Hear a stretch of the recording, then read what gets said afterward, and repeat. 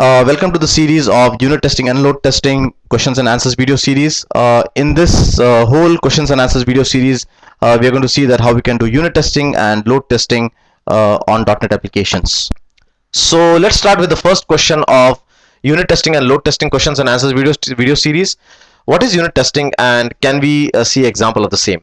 So what we'll do in this video is that we'll first try to understand the theory of unit testing. We'll cover some very important points from unit testing aspect. And then we will see two examples. One example using NUnit and the other example using Visual Studio team test. Okay, so let's first start with the theory. Unit testing is a verification methodology, or it's a verification technology, where developers test the individual units of the source code. Now these individual units, can be a function, can be a class, can be a method. So probably when you write a class and you want to test it isolatedly, away from the UI, away from anything else, so that's where unit testing comes into picture. Now these tests are conducted during development. I'm going to say as soon as you've finished writing your class or a function or a subroutine, you can write unit test on that and you can run the unit test. Unit test is also called as white box testing, and there are two what you call accepted ways of doing unit test in .NET. First is by using NUnit and the other one is by using Visual Studio unit test. So what we'll do is that we'll see a simple sample or sample of a unit test. One is using NUnit and the other is using Visual Studio test. So let's first start with NUnit. Before we even start ahead and we talk about NUnit or we talk about the Visual Studio test system, let's first look into the class which we're going to test. So here I have a simple class called as CLS invoice calculation, which has a function called as calculate cost. It takes in this function basically takes in per product cost and number of products, and it multiplies the per product cost and number of products to give out the total cost of the whole order. So this is a class on which we want to write a unit test, and we want to ensure that this class performs as per the specification. So the first thing is that you need to go to nunit.org and download the NUnit tool. NUnit is basically a unit testing framework, by which you can do unit testing on .NET languages. So the first thing is that you go to the nunit.org, go to the download page, and you can download the latest version of NUnit. Once you have downloaded the latest version of NUnit and you have installed it, you will get something like this in your all program files called as NUnit, whatever version you have downloaded, and some samples, runtime, and the NUnit software. So that's the first step we need to perform. That's the first step we need to perform from the NUnit perspective. So the next step is to basically go and add a class project. So right click on your solution, add new project, and just select a class project from Visual C#. So add a class library, and then we need to make a couple of references in the class library. Now this class library is nothing but your unit test class library.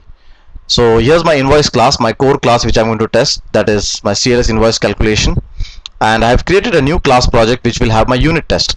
So in the unit test project, in the unit test class project, you need to make two references. One is of the invoice project itself, because you're going to test this project. So I've made the reference of my invoice class in the invoice unit test, and the second one you need to reference is the nunit.framework DLL. So add reference, and nunit.framework DLL you can get from the C program files where NUnit is installed. So go to C program files, go to NUnit, you can go to bin net 2.0, and there is a framework. So you need to select the nunit.framework.dll.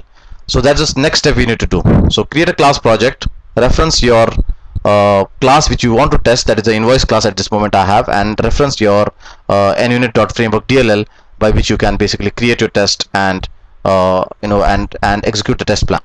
So now let's write our unit test plan. So for that we need to first create a class. You can create some class, like over here I have created CLS invoice unit test. In that I have made a function called as test invoice calculation. So the first thing I'm doing is that I'm creating the object of CLS invoice calculation class which I'm going to test, and I'm passing him some data, my test data, that is 10 and 20. So basically I am passing him per product cost as 10 and the number of product as 20. So that means the total cost we are expecting is 200. And I'm using the NUnit command, that is assert, saying that my expected value is 200, and if the expected value matches with the value given by the function, then please pass this test case. Now, in order that NUnit detects this test case, you need to attribute your class with test fixture, and you need to attribute your test function or test method with test. So now once that is done, it's time to compile a DLL of this class, and it's time to load the same in the NUnit framework. So here's my compiled DLL, invite unit test DLL. Now this unit test DLL we need to run using our NUnit installation or the NUnit framework. So let's go file, open project, and let's browse to unit test. Let's open it. Now the time you open it, you will see that at your left hand side, you can see all your unit tests what you have in your CLS unit test class. So at this moment our unit test is test invoice calculation. So let's run that. Now if the color change is green and everything runs fine, so that means the test has passed. Now let's do one thing. Let's inject a small defect in our project. So let's go to a class and let's say that this is a plus, and let's compile this. So in other words, now the calculation is wrong, and the 10 and 20 will give output as 30. It will not give 200. So it means something has gone wrong in the calculation logic. So this will not match our test plan, or it will not actually, our test plan will not be passed, and we should get a failure. So let's go and run this now. So there you can see that the expected was 20, but it returned 30. So that means this test plan failed. Now in real projects, actually you can get a lot of test plans over here, because at this moment I have just only one. But in actual project you can get a lot of test plans when you actually write unit tests for big projects. So that's the way you can execute unit testing using NUnit. Definitely, whatever example I have shown is very novice. It doesn't really take out the practicality of NUnit. And as we go on in this question and answer series, we will talk more about NUnit, and we will see that how we can remove the hard coding of the data, how we can basically pass, how we can make the NUnit more parameterized, and a lot of other things. The other popular way of doing unit testing is by using Visual Studio Team System 2008, the Visual Studio Test System. So ensure that you have Visual Studio Team System. Now in Visual Studio Team System, they have given a test menu. So if you click on the new test from the test menu, you can see that it has provided a provision of doing unit testing using Visual Studio. Now if you really ask me that when should we use a unit test NUnit, and when should we use a Visual Studio, is that if you're going to do testing, or if you're going to do programming using Visual Studio 2005, where there is no special provision of unit testing, you can use NUnit. In case you are doing new development using Visual Studio 2008, you can better go for the unit test provided by Visual Studio 2008 Team System Test Edition. Okay, so in order to add a test solution, first you need to click on add a new project, and you can see that there is a test project template here. So at this moment I have created a simple Visual Studio test project, and as soon as you create a test project, it basically gives you a simple class as we had in NUnit. So it basically gives you a nice skeleton. So over here you can see that the main unit testing class is been fixtured as test class, and the method which is basically going to do the testing is fixtured as test method. You can also see that we have created our CLS invoice calculation class here.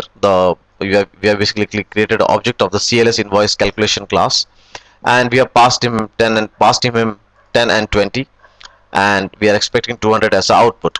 Okay, and the asserts.r equal basically remains same. The command remains same as we had for unit testing in NUnit. So if you compare this with NUnit, basically in NUnit we were using test fixture, while in unit testing we are using test class. In NUnit we used the test attribute to attribute our test method, while in unit test, Visual Studio test, you need to use the test method. So now that we are done with our necessary necessary things for our test, it's time to run the test. To run the test, basically just select the project and click on test and click on run and test in the current context. The time you do that, in your test results pane below, you can see that the test has passed or not passed. So let's say that in case there was a defect in your system, let's say that this was a plus, and let's say I build it completely, and if I run the test now, so if I go here and I set this as startup and I run this test, it will now basically give me that this test has failed, and the expected value was 200 and it is giving out 30. So you can see that it's now executing the test here and it's in progress and it has failed. So if you really go into the details of why it has failed, it will actually give you, it is actually given an error message saying that it actually expected 20 but 200, but it's actually giving out 30. So in that way we can do unit testing using Visual Studio test system, also Visual Studio 2008 test system. So there are basically two important or two accepted ways of doing unit testing. The first is the NUnit framework, which is a separate installation by itself, which is run separately.